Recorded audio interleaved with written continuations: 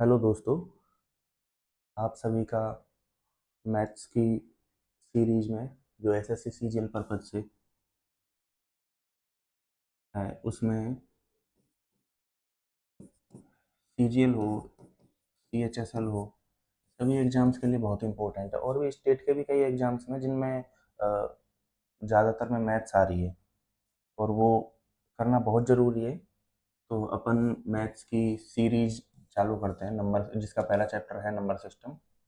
तो अपन पढ़ते हैं कि भाई एथनिक वैल्यू क्या होती है। किसी भी डिजिट है उसमें जो नंबर्स की एक्चुअल वैल्यू होती है वो एथनिक वैल्यू होती है। ठीक है, जैसे मैं एक डिजिट दे दूं 251, तो यहाँ पे 2 की एथनिक वैल्यू होगी 2। ठीक है, 2 की एथनिक वैल्यू होगी 2, 5 की एथनिक वैल्यू होगी 5 और 1 की एथनिक वैल्यू होगी 1। ठीक है, या फिर मैं कहूँ जातीय मान क्या होगा उनका। ठीक है, अब जो स्थानीय मान होता है, यही डिजिट ले लेता हूँ, सपोज करो 251।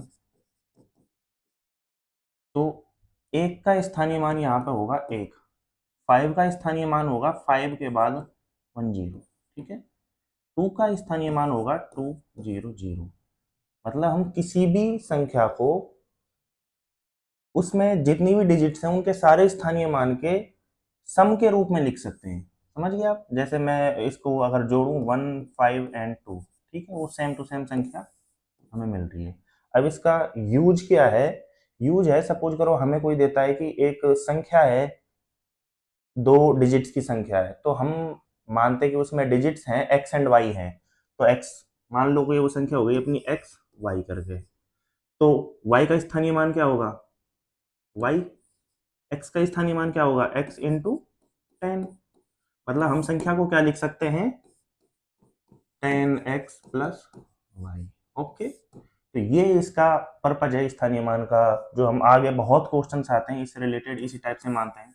अगर 3 डिजिट्स की संख्या है तो मैं यहाँ पे लिख देता हूँ एक्स वाई एंड जेड है 3 डिजिट की संख्या, तो मैं उस संख्या को कैसे रिप्रेजेंट करूंगा? जेड। वाई का स्थानीय मान क्या होगा? 10y। और एक्स का स्थानीय मान क्या होगा? ठीक है, तो मैं उस संख्या को क्या लिख सकता हूँ? 100x plus 10y plus Z. Okay, ये अपनी संख्या हो जाएगी जो 3 डिजिट की है। अगर 2 डिजिट की है तो उसमें 2 डिजिट मैंने एक्स एंड वाई मानी थी, जिसमें वाई का स्थानीय मान था वाई एंड एक्स का स्थानीय मान था एक्स इंटू 10। जैसे यहाँ पे लिखा हमने 5 का स्थानीय मान क्या होता है? 50 एंड 2 का क्या था? ठीक है, और अब अपन पढ़ते हैं कि संख्या कौन कौन सी टाइप की संख्या है, जैसे पूर्ण संख्या, प्राकृत संख्या। तो प्राकृत संख्या वो होती हैं जिनसे हम किन्हीं वस्तुओं को गिन सकते हैं। ठीक है, प्राकृत संख्या वो है जिनसे हम वस्तुओं को गिन सकते हैं।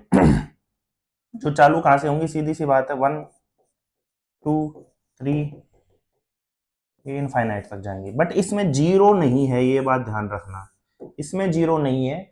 और जो पूर्ण संख्या होती है, पूर्ण संख्याओं में हम जीरो को काउंट करते हैं, जो नेक्स्ट स्लाइड में मैं बता देता हूँ आपको। पूर्ण संख्या, जो पूर्ण संख्या होती है जीरो से चालू होकर धनात्मक साइड में, पॉजिटिव साइड में इनफाइनाइट तक जाएंगी। मतलब पूर्ण संख्याओं में क्या है कि 0, 1, 2, 3, इनफाइनाइट तक। अगर मैं कहूं कि ये यहां से अगर मैं चालू करूं तो ये अपने आप में एक प्राकृत संख्या। ठीक है, और ये कंप्लीट सेट है अपना पूर्ण संख्या का। आपको समझ में आ गया? इवन नंबर बड़ा सिंपल है, सीधी सी बात है। जिस संख्या में 2 का डिवाइड हो जाए वो संख्या सम संख्या होगी। तो 2 का डिवीजन किस किस में होगा? जिसके लास्ट में 0 हो, 2 हो, 4 हो, 6 हो या 8 हो, वो संख्या सम संख्या होंगी।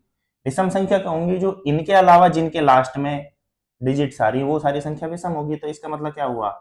1, 1, 3, 5, 7 और 9। बड़ा सिंपल है ये, तो आप शुरुआत से पढ़ते आ रहे हैं, इनका कोई बहुत ज्यादा एक्सप्लेन करने की जरूरत नहीं। ये है आप परमेय संख्या। परमेय संख्या वो संख्या है जिनको हम p बाई क्यू के रूप में रिप्रेजेंट कर सके। मतलब वो संख्या जिनको हम p बटा क्यू के रूप में लिख सकें। p बटा क्यू के रूप में हम किस किस को लिख सकते हैं? जैसे मैं आपको एग्जांपल देता हूँ, एक संख्या ले लो आप 15/12, ये अपने आप में एक p बाई क्यू के रूप में रिप्रेजेंटेड है, ठीक है। अगर मैं कहूँ 13 तो हम इसके बटे में 1 मान सकते हैं, तो इसका मतलब क्या हुआ, ये भी अपने आप में एक p हुआ, ये अपने आप में एक q हुआ। मतलब ये हुआ कि जितनी भी पूर्ण संख्या और प्राकृत संख्या है वो अपने आप में एक परिमेय संख्या है, ठीक है। परिमेय संख्या का हो गया। और एक और एग्जांपल ले लें, 2.56 हुआ, ये क्या है, 51 हुआ, ये क्या है अपने आप में, इसको मैं क्या लिख सकता हूँ, 2.51 बटे 1, या फिर मैं ये सॉरी इसको ऐसा लिखने के बजाय बटे 100 लिख सकता हूँ, मतलब 251/100, तो ये हो गया पी बाई क्यू के रूप में रिप्रेजेंट। अगर मैं बात करूं 22/7, ये भी एक परिमेय संख्या है, जो कि पाई का अप्रोक्सीमेट मान होता है, ना कि एग्जैक्ट मान, ये बात आप ध्यान रखना हमेशा। पाई का अप्रोक्सीमेट वैल्यू होती है 22/7, तो 22/7 अपने आप में एक परिमेय संख्या है, बट पाई एक अपने आप में एक अपरिमेय संख्या है, जो अपन नेक्स्ट स्लाइड पे देखेंगे, ठीक है। मतलब इरेशनल नंबर में क्या क्या हो गया, पाई, पाई हो गया जिसकी वैल्यू कोई डिफाइंड नहीं है, फिक्स नहीं है, हम उसको पी बाई क्यू के रूप में रिप्रेजेंट नहीं कर सकते, ठीक है।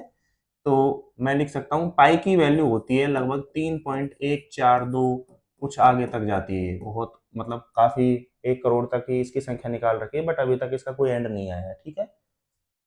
एक ई भी होता है, ई की वैल्यू होती है 2.71, कुछ लगभग ऐसा ही होता है। तो ये सारी वैल्यू, बट 22/7 आप ध्यान रखना, ये एक परिमेय संख्या है, ना कि एक अपरिमेय संख्या, ठीक है।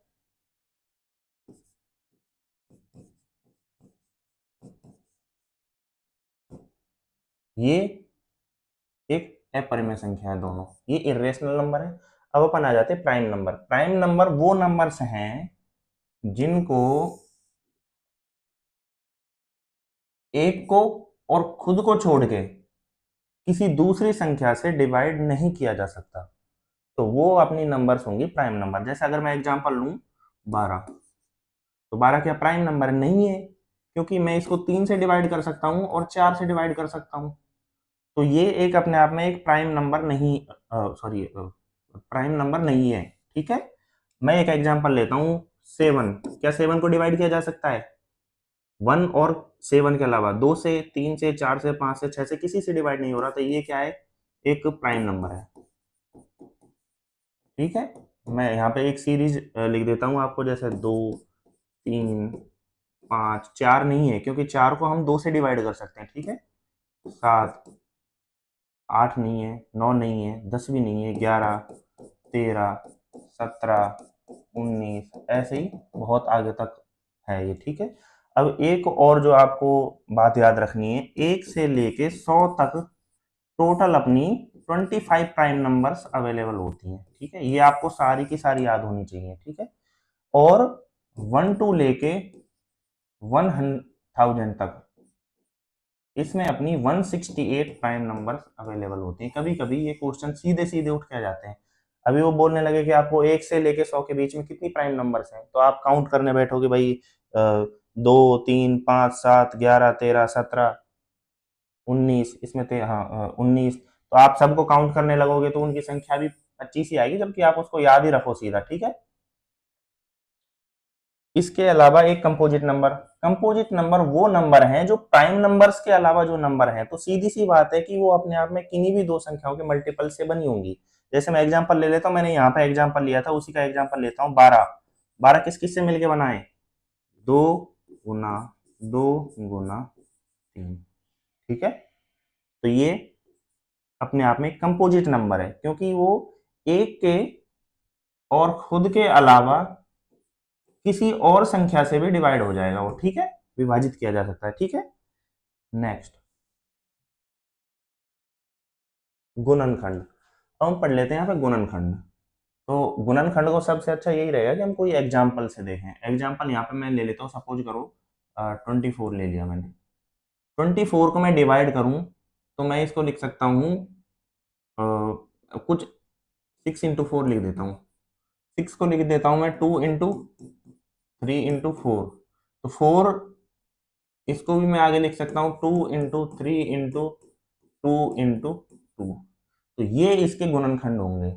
तो मैं इसको सीधा सीधा सा है कि यूं लिख सकता हूँ 1 2 एंड 3, 2 की पावर कितनी हो गई 3, 2 to the power 3 into 3 to the power 1, ये इसके गुणनखंड हो गए। अब आता है कि हम इसके गुणनखंडों की संख्या निकालें कि टोटल इसके नंबर्स कितने हैं।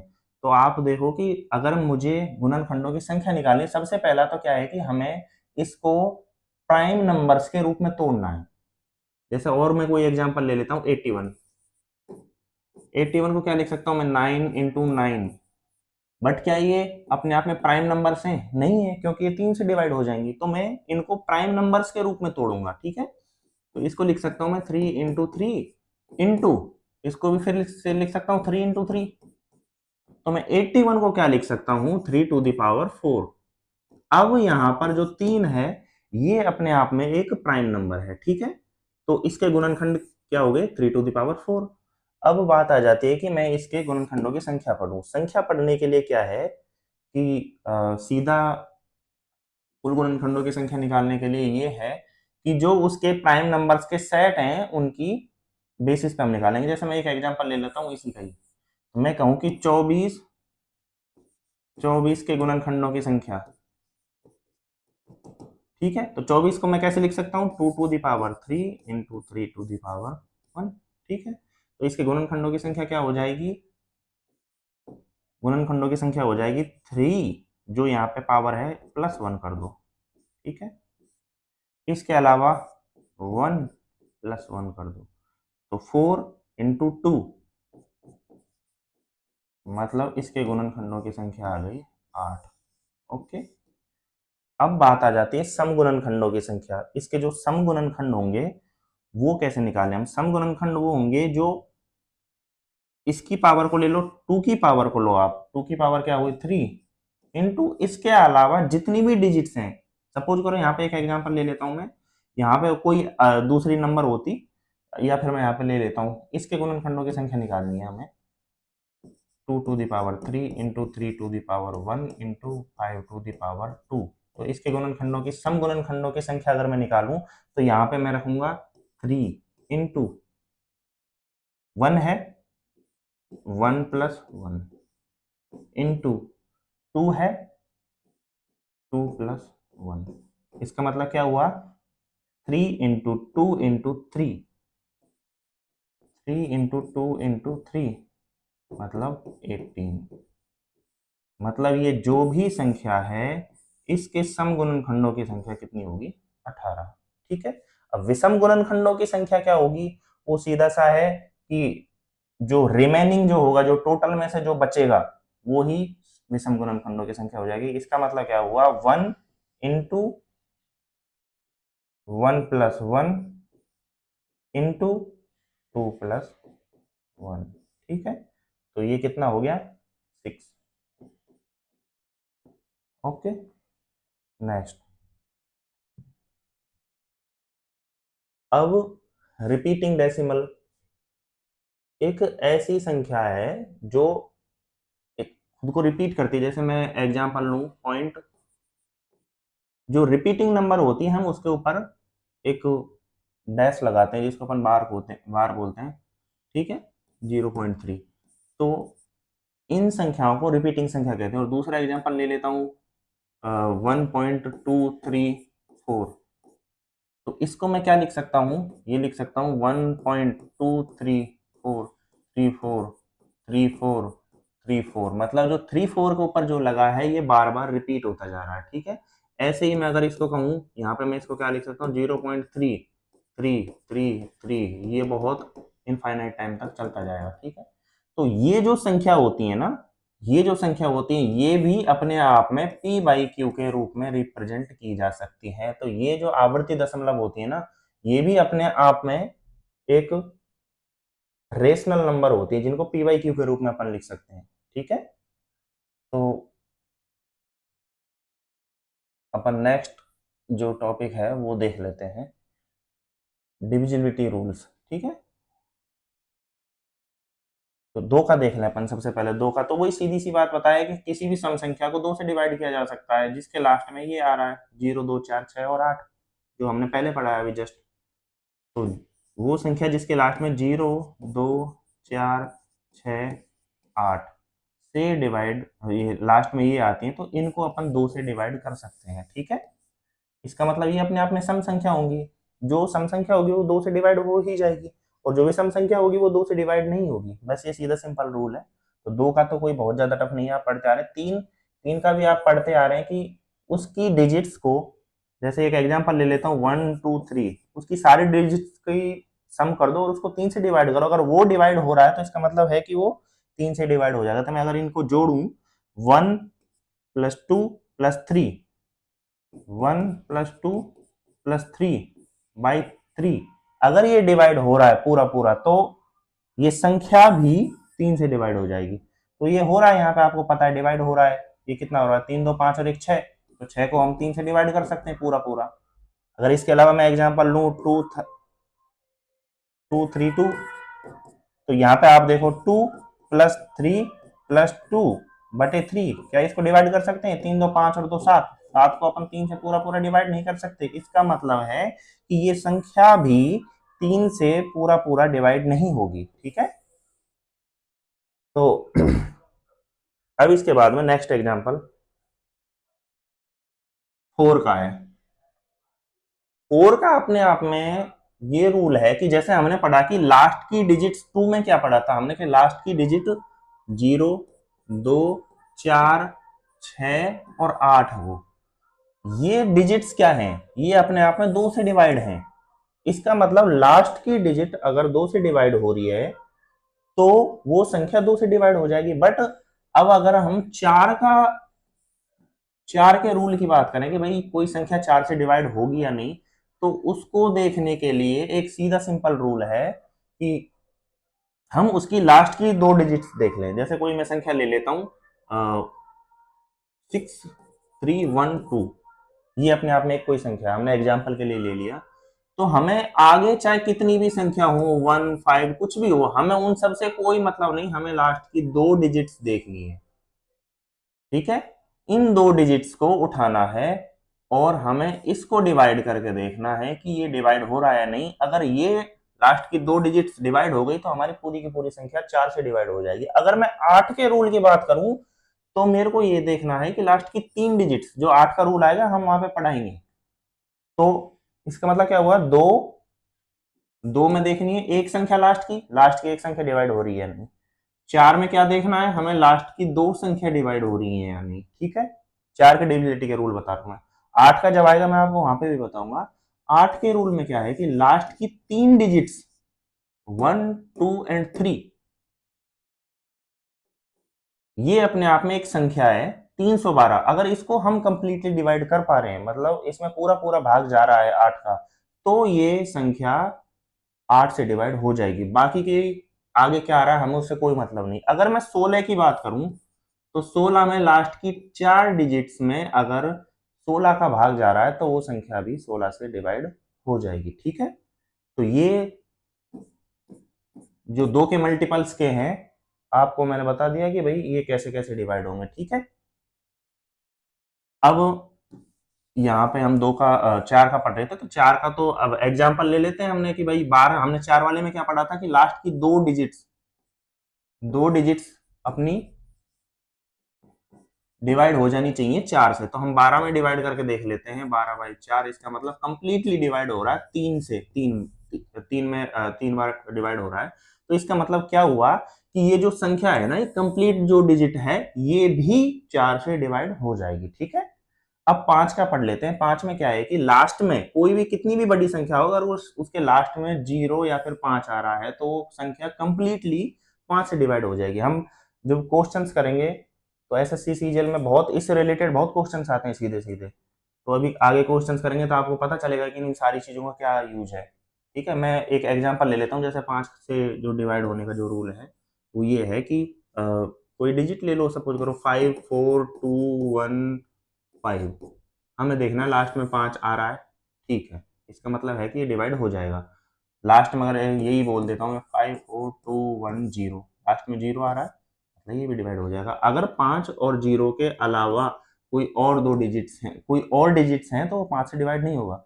6 का, अब हम 6 का पढ़ लेते हैं। 6 को अपने आप में क्या है, क्या ये अपने आप में एक परिमेय संख्या है? नहीं, क्योंकि मैं 6 को डिवाइड कर सकता हूँ, क्या लिख सकता हूँ मैं 2 इंटू 3। तो इसका मतलब क्या हुआ कि अगर मैं 6 से विभाजकता का नियम पढ़ूं तो उस संख्या को 2 से भी डिवाइड होना पड़ेगा प्लस में 3 से भी डिवाइड होना पड़ेगा, तभी जाके वो 6 से डिवाइड होगा, सीधी सी बात है। मतलब दोनों चीजें फुलफिल होनी चाहिए। अगर मैं कोई एग्जांपल लूं तो इसका मतलब क्या है, 2 से विभाजकता का हमने नियम क्या पढ़ा कि उसकी अगर मैं 6 का पढ़ूं कंप्लीटली तो दोनों चीजें फुलफिल हो जानी चाहिए। तो उसमें क्या है कि 2 का क्या है कि जिसके लास्ट में 0, 2, 4, 6 और 8 आता हो वो संख्या 6 से डिवाइड 2 से डिवाइड हो जाएगी। इसके अलावा एक और चीज होनी चाहिए कि उसकी सारी डिजिट्स का योग 3 से डिवाइड हो जाना चाहिए, ठीक है। जैसे अगर मैं एग्जांपल लूं 312, क्या इसके लास्ट में 2 आ रहा है? बिल्कुल आ रहा है। क्या इसका मतलब ये 2 से डिवाइड हो जाएगी? हाँ हो जाएगी। क्या ये 3 से डिवाइड हो जाएगी? तो मैं चेक कर लेता हूँ कि भाई इसके डिजिट्स का सम 3 से डिवाइड हो रहा है कि नहीं। तो देख लेता हूँ मैं 3, 1 एंड 2 इनका सम क्या आ रहा है? 6, 6/3 2 बार डिवाइड हो जाता है। इसका मतलब क्या हुआ कि ये संख्या है जो ये जो संख्या है ये 6 से भी डिवाइड हो जाएगी। क्यों? क्योंकि ये 2 से भी डिवाइड हो रही है प्लस में 3 से भी डिवाइड हो रही है, ठीक है। अब 7 के भाजकता का नियम ले लेते हैं अपन। 7 के भाजकता के नियम में ये है, मैं एग्जांपल से ही समझो, एग्जांपल से ज्यादा अच्छा समझ में आता है। 7 से भाजकता का नियम ये है, कोई डिजिट लिया है, जैसे हमने एग्जांपल 8, 5, 4, उसकी लास्ट डिजिट का डबल बची हुई संख्या में से घटा देते हैं। जैसे मैं एग्जांपल लूं यहाँ पे, ये लास्ट डिजिट का डबल क्या हुआ? 2, सॉरी 4, उसका डबल 2, बची हुई संख्या 85, उसको मैं इसमें से घटाऊंगा तो 85 में से 8 गए तो हमारे बच्चे ये कितने? 77। अगर ये 7 से डिवाइड हो जाता है तो इसका मतलब है कि ये संख्या पूरी की पूरी संख्या अपने आप में खुद भी ये 7 से डिवाइड हो जाएगी। तो आपको पता है कि पूरा पूरा डिवाइड हो रहा है। तो इसका मतलब क्या हुआ कि 854 जो डिजिट है ये 7 से डिवाइड हो जाएगी, ठीक है। मतलब लास्ट की डिजिट का डबल बची हुई संख्या में से अपन को घटा देना है, ठीक है। तो मैंने ये ऐसे किया, 85 है, इसमें से लास्ट डिजिट का डबल है ये घटा दिया है, ठीक है। नेक्स्ट स्लाइड ले लेते हैं अपन। 8 के भाजकता का नियम, 8 का मैंने आपको बता दिया था वैसे अभी कुछ टाइम पहले ही। 8 के भाजकता का क्या नियम है? लास्ट की 3 डिजिट में 8 का भाग चला जाए। एग्जाम्पल ले लेते हैं हम कोई 2, 5, 4, 9, 4, क्या इसमें भाग जाएगा 8 का? देख लेते हैं, चेक कर लेते हैं। हमें बाकी की संख्या से इससे कोई मतलब नहीं है, हमें लास्ट की ये संख्या उठा लेनी है और हमें इसमें 8 का डिवाइड करके देख लेना है। तो 8 का मैं दे लेता हूँ, 8 चक्कर 8 का डिवाइड करूँ 4, 9, 4,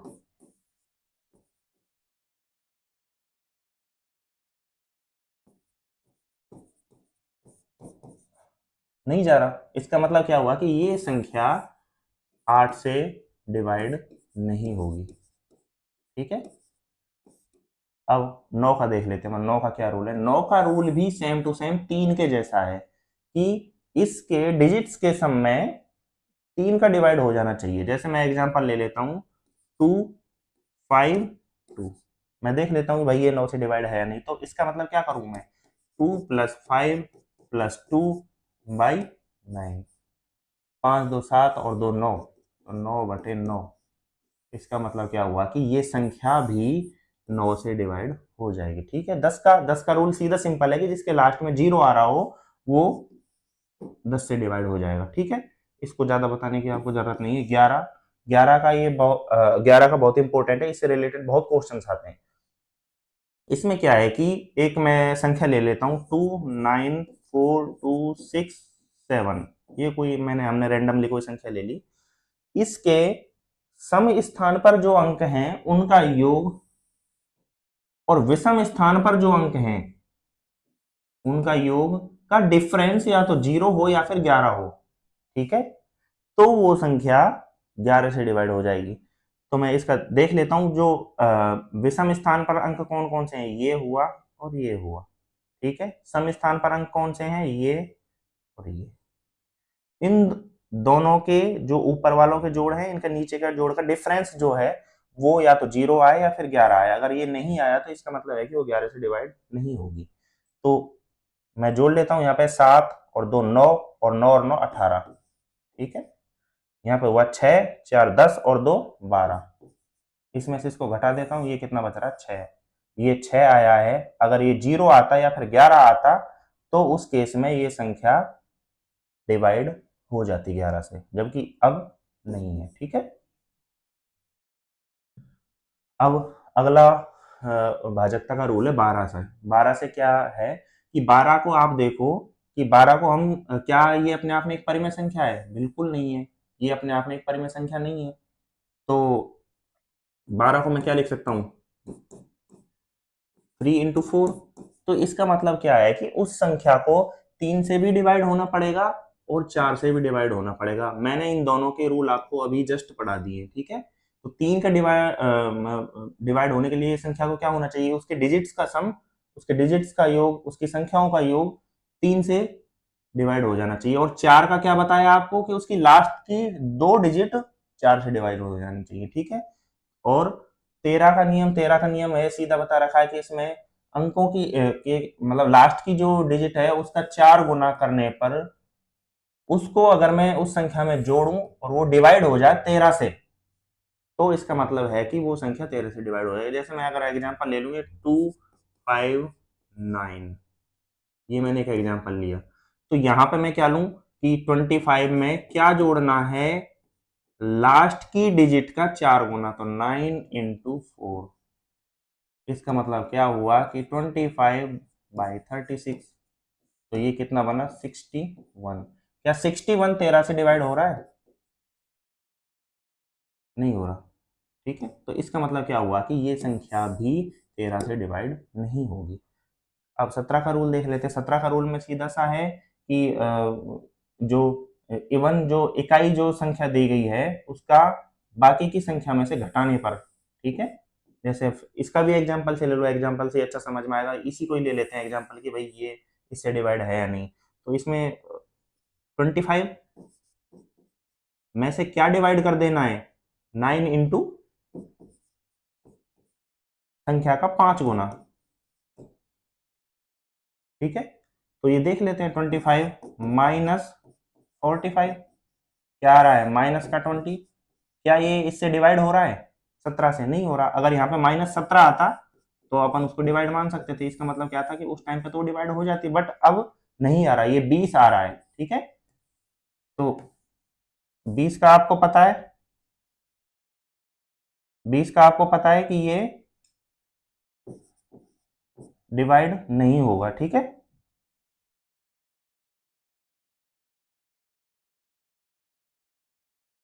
नेक्स्ट स्लाइड।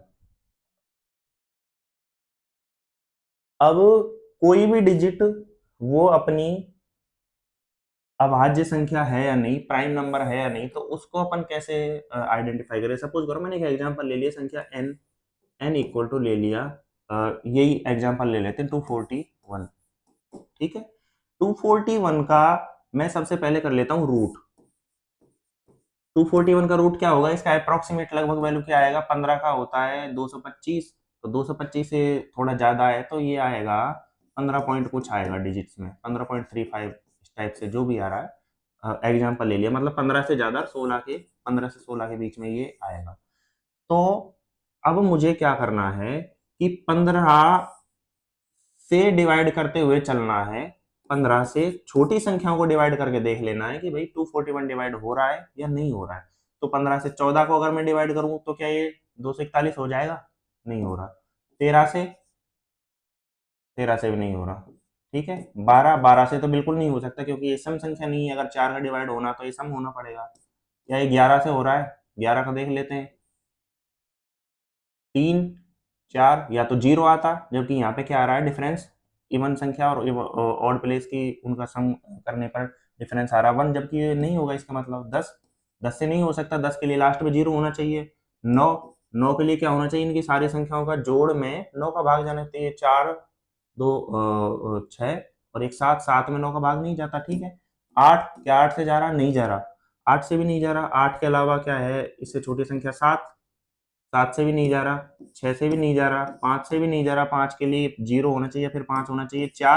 4 के लिए लास्ट की 2 डिजिट्स में भाग जाना चाहिए, नहीं जा रहा। 3 3 के लिए 4, 2 6 और 1 7, जबकि अगर या तो 6 आता या फिर 9 आता तो हम उसको मान लेते कि भाई इसमें डिवाइड हो रहा है। 2 का भी नहीं हो रहा, 1 को हम कंसिडर करेंगे नहीं, ठीक है। तो इसका मतलब क्या हुआ कि ये जो संख्या है 241 ये एक अभाज्य संख्या है, ठीक है। तो अब कुछ इंपॉर्टेंट फॉर्मूले हैं जो अपन पढ़ लेते हैं कि n प्राकृतिक संख्याओं का योग, सपोज करो हम एक सीरीज काउंट करते हैं, उनकी संख्याओं का योग 1 2 3 ये जा रहा है n तक, तो इन सारी डिजिट्स का योग मतलब 1 प्लस 2 प्लस 3 प्लस n तक, इनका योग क्या होगा उसका फॉर्मूला अपन को दे रखा है n इंटू एन प्लस 1/2। ये बहुत इंपॉर्टेंट है जो आपको बार बार काम आता रहेगा, आप इसको याद रखो। एक एग्जाम्पल लिया है मैंने कि 11 से 20 तक की संख्याओं का योग क्या होगा, तो मैं एक एग्जाम्पल के साथ में आपको थोड़ा बता देता हूं। तो 1 2 3 मान लो मैंने इसको ले लिया 10 तक, प्लस 11 प्लस 12 ये जा रहा है 20 तक। मेरे को कहां से कहां तक निकालना है सम, मेरे को निकालना है सम भाई 11 से लेके 20 तक, ठीक है। 11 से 20 तक का सम अगर निकालना है तो इसका मतलब मैं क्या करूं कि यहां से यहां तक की संख्याओं का एक बार जोड़ कर लेता हूं, क्योंकि मेरे को फॉर्मूला पता है कि भाई मैं 1 से लेके कहीं n तक की संख्याओं का जोड़ निकाल सकता हूं उस फॉर्मूले से, n इंटू एन प्लस 1/2, ठीक है। तो मैं सबसे पहले ये करूं कि मैं 1 से लेके 20 तक की सभी संख्याओं का योग कर लेता हूं। तो 1 से लेके 20 तक की संख्याओं का योग क्या होगा, 20 इंटू 20 प्लस 1/2, ठीक है। 1 से लेके 20 तक क्या है, ये 1 से लेके 20 तक की संख्याओं का योग निकाल रहे हैं हम। तो 20 इंटू, तो ये हो गया 10, 10 इंटू 21 210, ठीक है। अब दूसरा मैं क्या करूं, अगर मेरे को 11 से 20 तक की संख्याओं का बचाना है तो मैं एक और काम करता हूं कि मैं यहां से यहां तक की संख्याओं का और जोड़ निकाल लेता हूं। तो मैं 1 से लेके 10 तक की संख्याओं का अगर जोड़ निकालूंगा तो 10 इंटू 10 प्लस 1/2, तो ये क्या आ रहा है 5, तो 11 बन 55। मतलब क्या हुआ कि मेरे पास 1 से लेके 20 तक की संख्याओं का योग है, मेरे पास 1 से लेके 10 तक की संख्याओं का योग है, 1 से लेके 20 तक की का ये हो गया, 1 से लेके 10 तक की ये हो गया, तो मैं 11 से लेके 20 तक की संख्याओं का योग निकाल सकता हूं कि मैं इसमें से इसको घटा दूं। तो 210 माइनस 15, जो आंसर आएगा वो 11 से लेके 20 तक की संख्याओं का योग होगा, ठीक है। अब हम नेक्स्ट कर लेते हैं कि भाई n विषम संख्याओं का योग क्या होगा, तो उसका है कि n स्क्वायर कर देना है। जैसे मैं एक एग्जांपल लूं कि 1 3 5 7 9 19 तक ले लेता हूं मैं। तो इन संख्याओं का योग क्या होगा, तो वो निकालने के लिए क्या करना पड़ेगा मेरे को कि ये इनकी डिजिट्स काउंट कर लेता हूं भाई, इसमें स्टेप्स कितनी है, इसमें स्टेप्स कितनी है 1 2 3 4 5, और आप 19 तक जाओगे तो ये आएंगी 10, ठीक है। तो मैं इसका स्क्वायर करने के लिए क्या करूंगा, 1 से लेकर 19 तक की संख्याओं का योग, विषम संख्याओं का योग का बोल रहा हूं मैं, यहाँ पे हमने प्राकृतिक संख्याओं का योग निकाला था, अभी हमारे पास एक लसम संख्याओं का योग का भी आएगा। तो मैं अगर इनका योग निकालूं तो ये हो जाएगा 10 का स्क्वायर, ठीक है। मतलब इन सारी संख्याओं का योग आ जाएगा मेरे पास क्या 100, ठीक है। अब एक सम संख्या वाला और एग्जांपल होगा, वो आगे हम पढ़ लेते हैं। अच्छा, प्राकृतिक संख्या के वर्गों का योग दे रखा है, नेक्स्ट अपना पढ़ लेते हैं। एक एग्जांपल ले लेते हैं। एग्जांपल क्या, वो सीधा है 1 square plus 2 square plus 3 square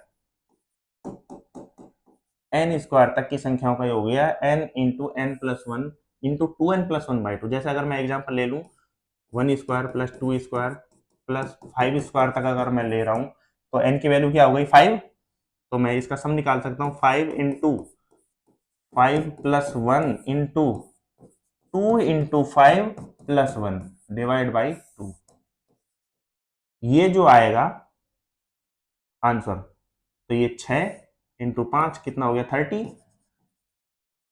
30 into 11/2, 15, 15 into 11,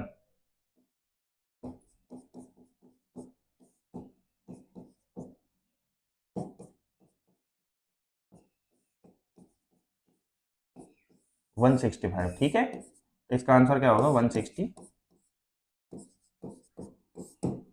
okay, अब ये वाला कर लेते हैं अपन, तो उसके लिए मैं इसको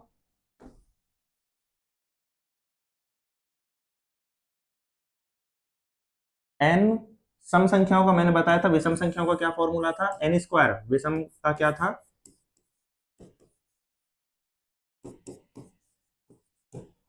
और सम संख्याओं का क्या होगा, n into n plus one. ठीक है, अगर मैं सम संख्याओं का ये निकालूं, जैसे मैं ले लेता हूँ 2 + 4 + 10 तक अगर मैं लेता हूँ, तो इसमें संख्या कितनी है, 1 to 10 तक कितनी डिजिट्स आ रही है, 5।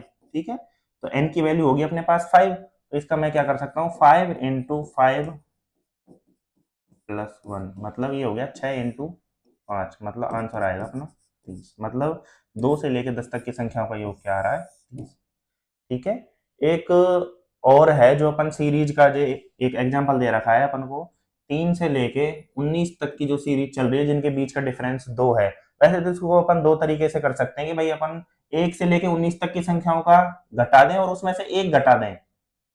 आपको पता है कि 1 से लेके 19 तक की संख्याओं का योग क्या होगा, ये क्या है, ये विषम संख्या, विषम संख्याओं का आपको फॉर्मूला अभी जस्ट थोड़ी देर पहले बताया, क्या था, उनका सम क्या होता है, एन स्क्वायर। तो एन की वैल्यू क्या हो जाएगी यहाँ पे 10, तो 10 का स्क्वायर मतलब क्या आ रहा है, 100। वैसे इसमें एक ही तो डिजिट्स नहीं है, ओनली वन, उसमें से वन को घटा देता हूँ, इसका मतलब 99 आंसर है इसका। बट अपन इसको एक सीरीज के रूप में भी अगर समझें, सीरीज के रूप में भी अगर इसको अपन समझें, तो मैं इसको लिख सकता हूँ 3 5, ये सीरीज कहाँ तक जा रही है, 19 तक। तो मैं अगर इसकी सीरीज का सम निकालूं, तो मैं एन की नंबर सी कितनी आ रही है, इसमें 9 है। इसमें काउंट अगर आप करोगे, तो वैसे काउंट करने की जरूरत नहीं है, जो टी एन होता है, टी एन होता है a + n - 1 ×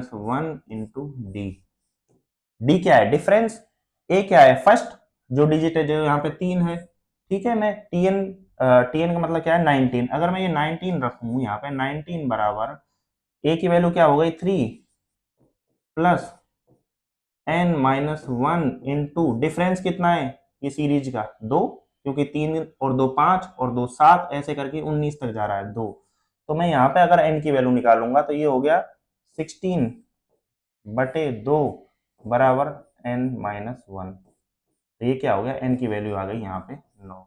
मैंने बताया था आपको n की वैल्यू 9 है। ठीक है, अब मेरे को पता चल गया कि n की वैल्यू यहाँ पे 9 आ रही है, तो मैं अब इसका निकाल सकता हूँ आंसर। एस सम सम क्या होगा, एन की वैल्यू 9/2 इंटू 2 इंटू ए क्या है अपना 3, 2 × 3 प्लस एन की वैल्यू फिर से क्या है, 9 - 1 इंटू डी, डी की वैल्यू क्या है, 2। ठीक है, तो जो यहाँ पे आंसर आएगा निकल के, वो उसका सम होगा, इसकी वैल्यू जो भी आए आप कैलकुलेट करें। ठीक है, अब एक इनफाइनाइट सीरीज का बात कर लेते हैं। इनफाइनाइट सीरीज क्या होगा, इनफाइनाइट सीरीज वो है जो कहीं से चलकर, जैसे सपोज करो 2, मैं इसमें डिवाइड कर सकता हूँ, ये मतलब जियोमेट्रिक सीरीज है। ठीक है, जियोमेट्रिक सीरीज है जो इनफाइनाइट तक जा रही है, तो उसका सम निकाल सकते हैं। तो 2 हुआ, 2 के बाद सपोज करो 1 आ रहा है, उसके बाद में आ रहा है 1/2, उसके बाद आ रहा है 1/4, और ये धीरे धीरे घटते घटते इनफाइनाइट तक अगर जा रहा है, इनफाइनाइट तक नहीं, ये धीरे धीरे घटते हुए बिल्कुल बहुत कम हो जाएगा, मतलब ये इनफाइनाइट सीरीज है। तो अब आपको पता है यहाँ पे आर, आर क्या होता है कि मैं क्या डिवाइड करता हुआ जा रहा हूँ इसमें।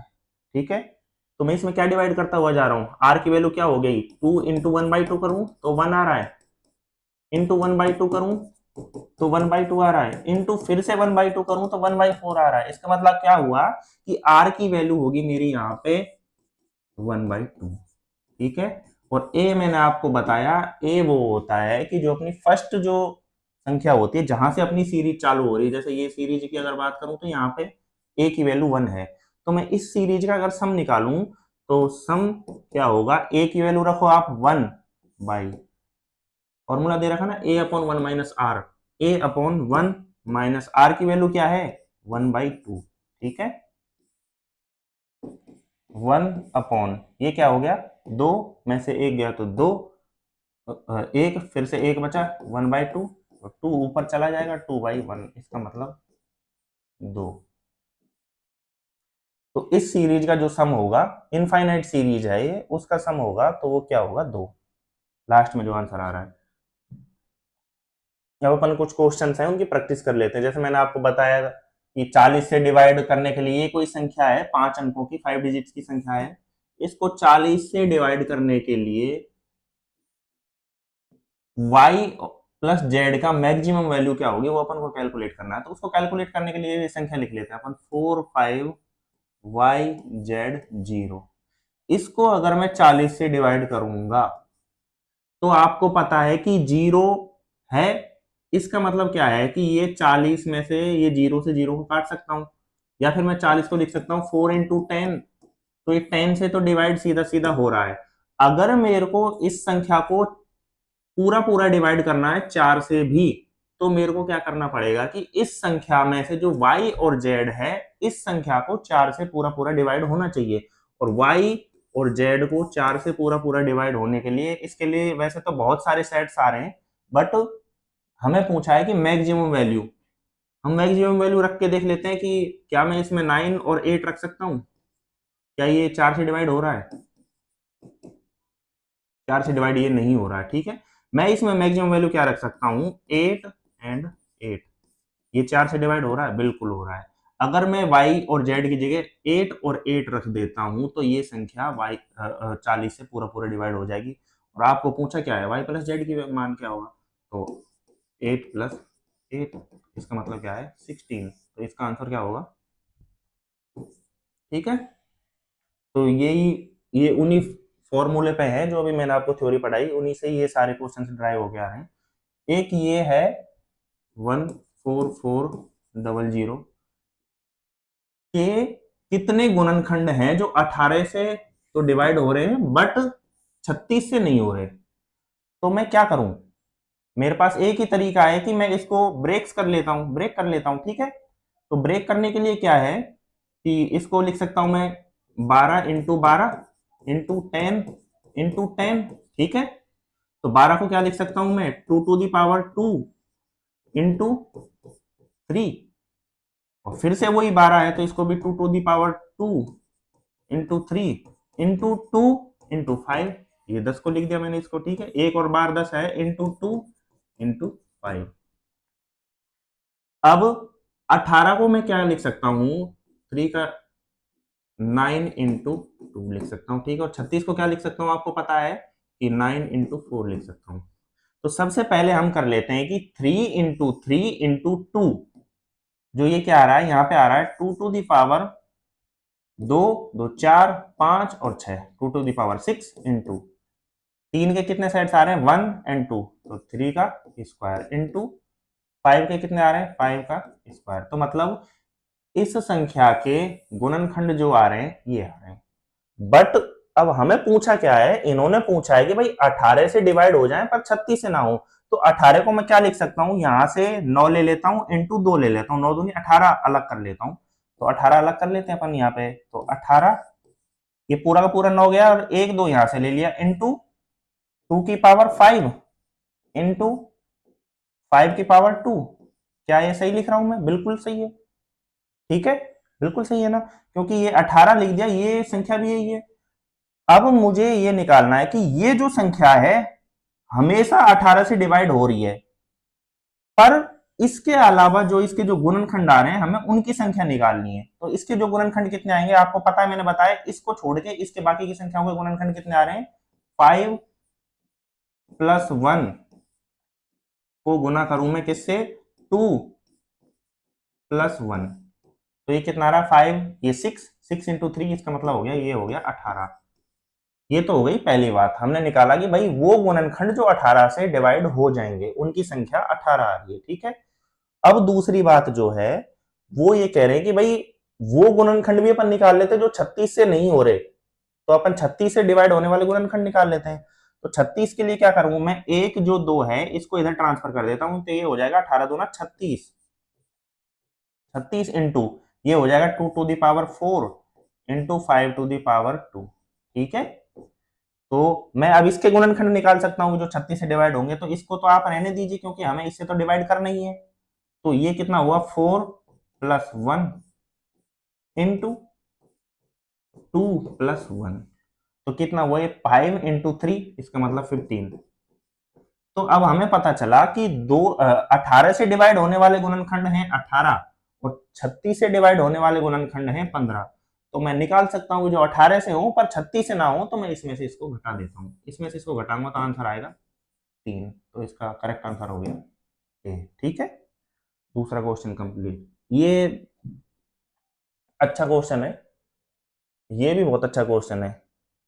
ये एक संख्या है जो 5 और 11 दोनों से डिवाइड हो रही है, तो हमें बोला है कि भाई c प्लस के का वैल्यू क्या होगी। तो हम संख्या को लिख लेते हैं 3C2933 एंड के। ठीक है, अब इस संख्या को 5 से भी डिवाइड होना है और 11 से भी डिवाइड होना है, तो हमें पता है कि अगर 5 से हम डिवाइड करेंगे तो 5 से डिवाइड करने के लिए या तो ये 0 हो जाए के की वैल्यू, या फिर क्या हो जाए 5। तो हमें पता चल गया के की वैल्यू या तो 0 हो सकती है या फिर 5 हो सकती है।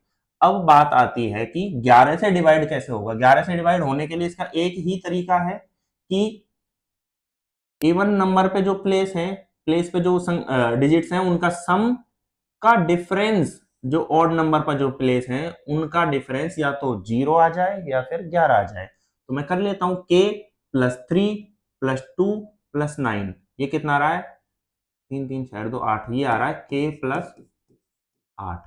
ठीक है, दूसरा जो क्या आ रहा है c + 9 + 3, c + 9 + 3 कितना आ रहा है 12, c + 12। ठीक है, तो इन दोनों का डिफरेंस या तो 0 आ जाए या फिर 11 आ जाए।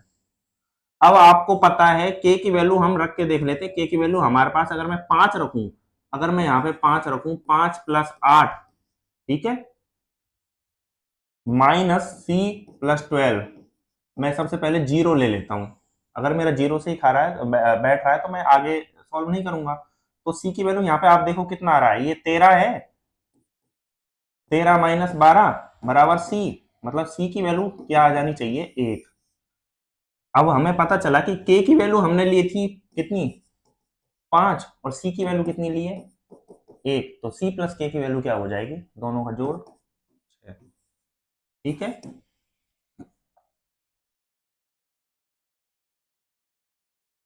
नेक्स्ट नेक्स्ट जो सीरीज अपन को दे रखी है ये है 6 से अगर इस संख्या को डिवाइड होना है तो मैं इसको लिख सकता हूं 9 + 9² + 9⁻³ + 9⁻⁴, और ये कहां तक जा रही है 9⁻2n, और अगला 9⁻2n+1।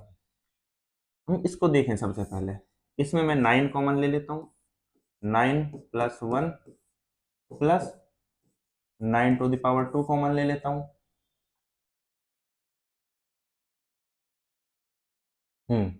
9 ये क्या आ रहा है, ये आ रहा है आपको पता है 9 का स्क्वायर कॉमन लेते हैं, ये आ रहा है 81 + 9, ये आ रहा है 90। 9 स्क्वायर कॉमन लूंगा, फिर से आपको पता है 9 + 9 स्क्वायर बचेगा। मतलब क्या हुआ कि जब हम यहां तक जाएंगे 2n तक, तब तक हमारी जितनी भी डिजिट्स हैं वो किससे डिवाइड हो रही होंगी, वो हमारी 6 से डिवाइड हो रही होंगी। आपको पता है 90 किससे डिवाइड हो रहा है 6 से, यहाँ पे भी 90 आ रहा है, ये भी किससे डिवाइड होगा 6 से। और जब लास्ट में जब 2n तक जाएंगे 9⁻2n तक, तो वो भी संख्या किससे डिवाइड हो रही होगी अपनी 6 से। मतलब यहां तक तो हमारे पास कोई रिमाइंडर बच ही नहीं रहा। लास्ट की डिजिट जो है हम उसकी बात कर लेते हैं। अब आपको पता है 9⁻2n+1, अगर मैं इसको 0 भी रख के चेक करूं तो ये कितना आ रहा है 9। अगर मैं इसका 6 का डिवाइड करूं तो लास्ट में मेरा जो रिमेनिंग आ रहा है वो आ रहा है 3।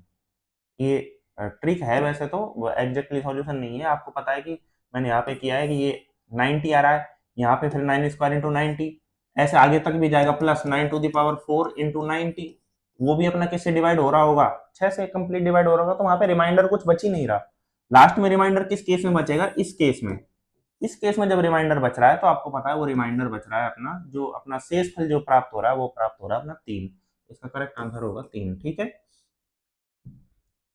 नेक्स्ट क्वेश्चन है, हमें दे रखा है 100, आपको पता है कि वैसे अभी मैंने बताया नहीं, आगे जाके इस टाइप की सीरीज भी आएंगी, एल्जेब्रिक सीरीज। तो ए स्क्वायर माइनस बी स्क्वायर आपको पता क्या होता है, ए प्लस बी इंटू ए माइनस बी। उसी से ये क्वेश्चन सॉल्व हो जाएगा। हम सबसे पहले इसको ब्रेक कर लेते हैं, फिर इसको ब्रेक करेंगे, लास्ट में आके हम इसको ब्रेक करेंगे। तो हम देख लेते हैं, 100 स्क्वायर माइनस 99 स्क्वायर हो गया 100 प्लस 99 इंटू 100 माइनस 99, ठीक है, प्लस अगली को डिवाइड कर लेते हैं, डिवाइड कर लेते हैं अपन। ये क्या रहा है, 98 प्लस 97 इंटू 98 माइनस 97। अब आप देखो, जहां जहां पे हम ऐसे स्टेप आगे करते जाएंगे तो वहां पे आपको पता है यहाँ पे भी रिमाइंडर क्या आ रहा है, एक, यहाँ पे भी एक, मतलब हम आगे प्रोसीड करते जाएंगे, हमें पता चलेगा कि 100 इंटू 99, 100 प्लस 99 इंटू 1, फिर से आ रहा है 98 प्लस 99 इंटू 1, फिर क्या आएगा 96 प्लस 95 इंटू 1, और ये कहां तक चलता आएगा आपको पता है, 2 प्लस 1 इंटू 1 लास्ट में भी। तो हमारी सीरीज क्या हो जाएगी लास्ट में, आपको पता है 100 प्लस 99 प्लस 98 प्लस 97 प्लस 96, और ये लास्ट में कहां तक आ जाएगा, 1 तक, 2 प्लस 1। तो अब आपको पता है ये क्या है, एक अपने आप में एक सीरीज है, कौन सी, प्राकृतिक संख्याओं का योग। एन प्राकृतिक संख्याओं का योग का फॉर्मूला मैंने आपको बताया है, एन इंटू एन प्लस 1/2।